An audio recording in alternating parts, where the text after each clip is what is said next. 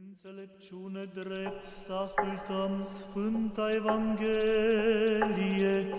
pace tuturor.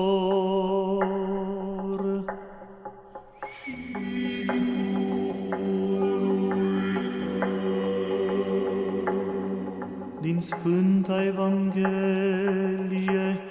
de la Matei citire.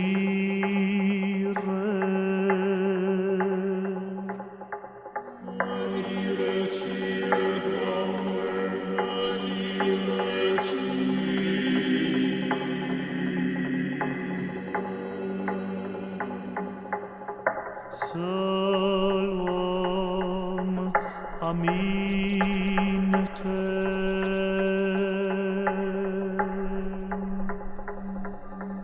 Zisa Domnul către ucenicii Săi: pentru cel care va mărturisi pentru mine înaintea oamenilor, eu voi mărturisi pentru el înaintea Tatălui meu.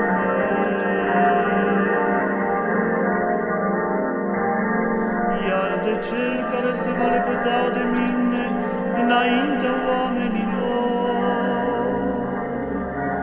și eu mă voi lepăda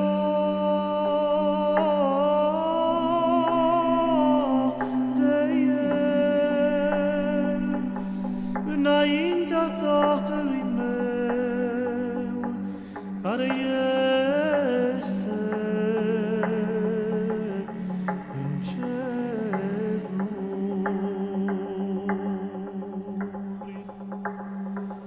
Cel ce iubește pe tată ori pe mamă mai mult decât pe mine, nu este vrednic de mine. Cel ce iubește pe fiu ori pe fiică mai mult decât pe mine, nu este vrednic de mine.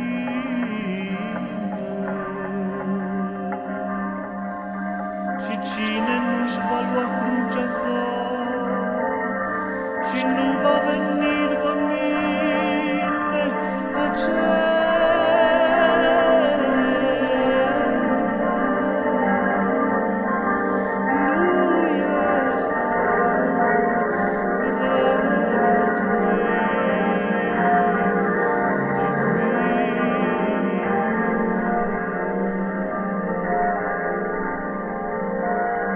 răspunzând, Petru a zis către dânsul: iată, Doamne, noi am lăsat toate și Ție ți-am urmat, oare ce vom avea noi? Iar Iisus